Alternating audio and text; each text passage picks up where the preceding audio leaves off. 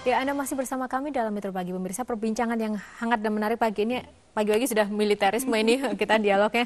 Yang Mas Haris, sebenarnya Anda melihatnya seperti apa sih tadi dari Pak TB Hasanuddin juga sebenarnya agak nggak setuju, walaupun tidak secara konkret dinyatakan tidak setuju, tapi masih banyak sekali faktor yang harus diperhatikan. Potensi seperti apa yang akan muncul nanti yang terburuk jika ini memang diterapkan untuk bangsa kita? Saya pikir semangat yang tadi saya sampaikan sejak awal sama dengan Pak TB ya, bahwa memang ada soal lain yang harus dibangun. Alutsista harus dibangun secara profesional dan transparan. Kapasitas individual juga harus seperti itu. Nah, itu semua dibangun untuk melihat ancaman. Ancaman hari ini menurut saya atau melihat situasi yang ada hari ini adalah soal konsolidasi nasional. Ada persoalan penegakan hukum, penataan soal sumber daya alam. Ya, misalnya ini dua hal yang saya pikir cukup krusial. Kalau kita mau bilang nasionalisme, kita harus melihat apakah pengelolaan kapasitas internal kita untuk kemakmuran dan keadilan. Kan tidak. Justru itu dipakai untuk memperkaya kelompok-kelompok usaha tertentu yang memperkaya hanya segelintir orang saja.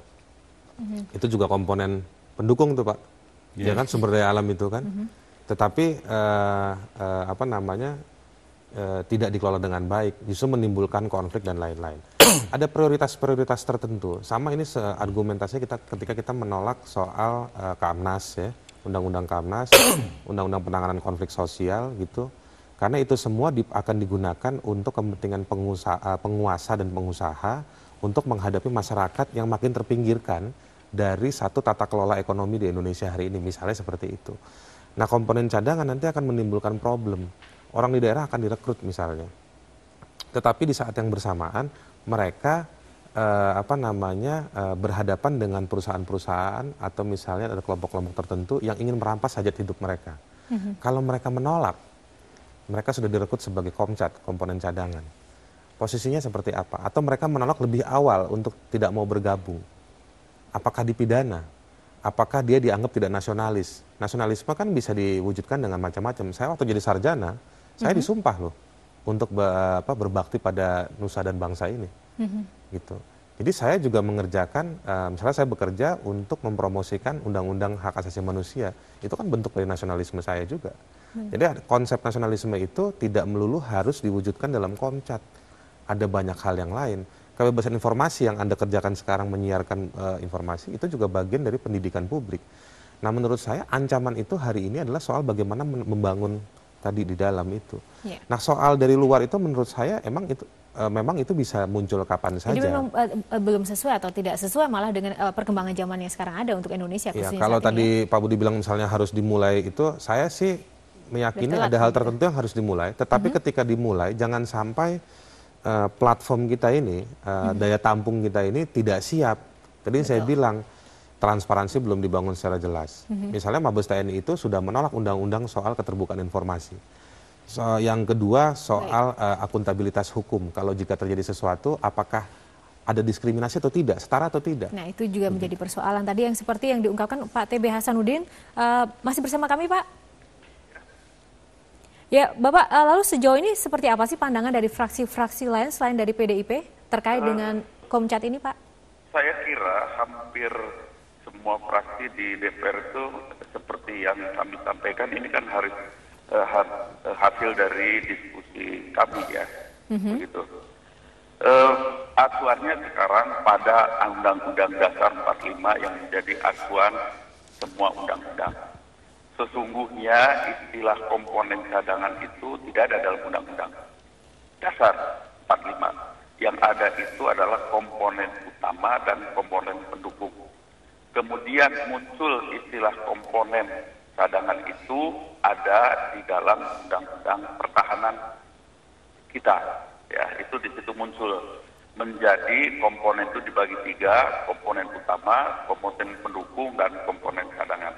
Nah, berbicara soal komponen cadangan yang kemudian sering dikatakan ini bukan wajib militer.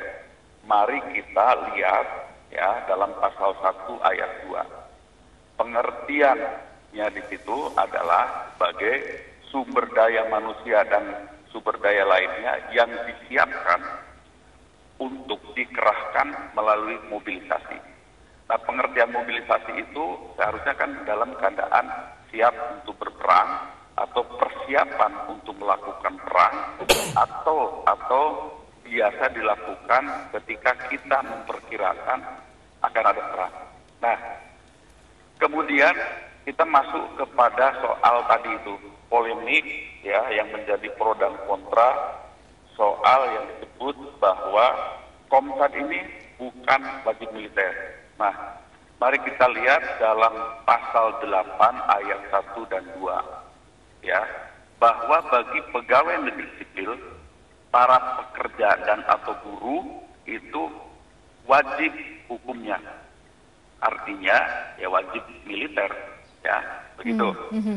Mari kita perhatikan, kami datang ke mahasiswa, datang ke tempat-tempat lain ya, yang namanya struktur pekerja kita, WNI kita kan 90% kalau sudah bekerja pada umumnya, kalau tidak di PNS, kemudian di pekerja dan di buruh. Nah ini kan mereka katakan ini diskriminasi. Mengapa orang-orang, maaf ya, yang misalnya pengusaha kok tidak dikenakan ya, begitu. Ini menimbulkan banyak hal. Dan kalau kita lihat ya dalam pasal 38 itu mendapatkan sanksi apabila mereka menolak dengan penjara 1 tahun. Nah, ini termasuk di dalamnya bila pemimpin buruh dan pekerja yang tadi itu tidak mengizinkan buruhnya, pekerjanya untuk ikut dalam wajib itu, maka dia bisa dipenjara selama 6 bulan. Itu baru soal siapa pelaku dari komponen cadangan itu. Itu sudah menimbulkan resistensi dan diskriminasi. Iya, Pak TB. Tidak boleh, tidak masuk maksud saya. Presenter mungkin juga tidak masuk juga ya. Kemudian juga atlet juga mungkin itu juga tidak masuk mungkin. Ya, kita langsung tanyakan ke Pak Budi. Ini tadi selain juga masalah kesenjangan yang nanti akan muncul di dalam tubuh internal TNI kita, soal kesejahteraan mereka, dan juga ada pihak-pihak lain, misalnya PNS sendiri sekarang orang mau masuk PNS juga ragu-ragu, wah saya PNS, saya mau masuk PNS nanti saya disuruh wajib militer atau komponen cadangan tadi. Jadi seperti apa Pak? Kenapa yang pengusaha atau mungkin swasta juga tidak dilibatkan atau seperti itu? Padahal nasionalisme ini kan menyeluruh ya, seluruh aspek dari bangsa kita begitu. Iya. Kalau penyiar wajib nggak saya? Jadi di sini menggunakan istilah buruh, di situ sebetulnya kita mengacu pada undang-undang tentang ketenagakerjaan. Jadi seorang karyawan swasta itu istilahnya buruh. Artinya tentunya di situ kalau kita berbicara organisasi perusahaan, itu dari pucuk pimpinan sampai dengan yang terendah tentunya, yang memenuhi syarat. Artinya bukan hanya karyawannya saja, tetapi pimpinan perusahaan pun kalau memang memenuhi syarat itu diwajibkan. Oh ya, rekrutmennya seperti apa sih Pak persyaratannya konkret? Selain dulu tadi harus PNS begitu, secara spesifik? Yang pertama, di dalam RUU kita cantumkan usia minimal 18 tahun. Minimal 18 tahun. Memang di situ belum tercantum maksimal berapa. Nanti ini bisa juga diperbaiki. Artinya RUU ini juga mungkin masih ada hal yang perlu diperbaiki. Kita siap untuk menerima itu semua, koreksi-koreksi itu, agar RUU ini bisa diterapkan secara baik, demikian. Kalau Mas Haris, bagaimana Anda melihatnya tadi Mas? Ini polemik baru selain dari masalah kesejahteraan. Sebenarnya secara ide belum tepat, gitu. Tapi dari secara ide aja belum tepat, ide belum tepat. Dengan apalagi dilihat dengan konteks hari ini. Konteks hari ini adalah sebetulnya kita menuntaskan bangunan atau kerja mereformasi, memperbaiki militer atau sistem keamanan di Indonesia. Sistem keamanan itu nggak cuma militer, tapi polisi juga punya banyak masalah yang harus kita perbaiki juga. Intelijen masih tertutup gitu kan, dan juga alat perangkat lain misalnya pengadilan dan lain-lain. Nah menurut saya keparipurnaan memperbaiki ini semua belum tuntas menurut saya. Tapi hari ini memang sejak 2 tahun terakhir ada semacam upaya titik balik memperkuat itu semua di saat akuntabilitas lembaga-lembaga ini, keterbukaan dan kesahihan mereka, kesetaraan mereka belum terbangun dengan masyarakat. Nah hari ini, tapi 2 tahun terakhir ini saya melihat bahwa ada upaya-upaya lewat, saya pikir DPR juga dalam banyak hal digunakan juga oleh pihak militer, oleh pihak-pihak aktor keamanan, untuk menjustifikasi titik balik itu. Titik baliknya apa?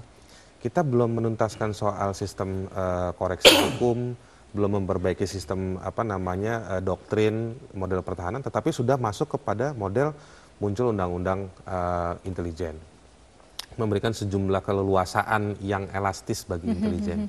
Lalu muncul lagi undang-undang Kamnas yang sangat kontroversial. Ada juga soal kewajiban untuk berperan dalam keamanan nasional. Lalu muncul lagi undang-undang komponen cadangan yang sudah muncul sebelum itu, tapi sekarang muncul lagi. Dan bahkan yang saya melihat ada keagresifan dari Kementerian Pertahanan untuk mensosialisasikan. Menurut saya ini tidak fair. Kenapa? Sebaiknya isu-isu yang sangat sensitif, yang pernah memberikan satu luka besar pada bangsa ini, harusnya didiskusikan secara perlahan-lahan dengan melibatkan banyak pihak. Saya misalnya mengusulkan kepada Pak Hastin ya misalnya, saya bilang bikin aja Pak tim bersama, duduk, bicarakan pelan-pelan, baik itu Kamnas maupun Komcat. Iya.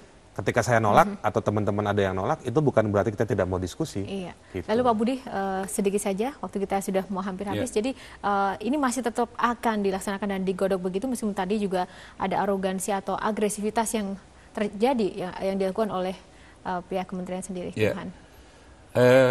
Sesungguhnya kita pemerintah itu kan memang dituntut untuk menyiapkan ini semua. Sehingga kalau dikatakan agresif, ini adalah sebetulnya hanya proses dalam rangka mewujudkan undang-undang ini. Kemudian yang berikut, kami mungkin ingin menjelaskan bahwa upaya ini terus akan kita lakukan. Dan pada saat penyusunan, kita sudah melibatkan semua unsur. Dan kita juga termasuk kontras juga waktu itu, kita minta masukannya. Tapi nggak diakomodir kayaknya. Nggak diakomodir Pak katanya. Ya, karena masalahnya setuju dan tidak setuju, tetapi isinya atau bagian-bagian koreksi yang diberikan kontras ini menjadi perhatian kita. Begitu ya. Tapi memang pada akhirnya akan bermuara ke setuju dan tidak setuju, termasuk DPR nanti ya Pak. Bentuk partisipasi kita tetap kita jalani loh Pak. Iya, betul. Diundang, saya datang, kita kasih masukan dan lain-lain. Betul. Iya, terima kasih kita wadahi. Pak Budi dan juga Mas Haris, dan tak lupa juga tadi telah bergabung bersama kami ada Pak TB Hasanuddin. Terima kasih untuk waktunya, dan pemirsa, demikianlah dialog terkait dengan komponen cadangan pada pagi hari ini. Semoga bermanfaat, dan kita akan kembali dengan informasi lainnya lagi di Metro Pagi usai jeda berikut ini.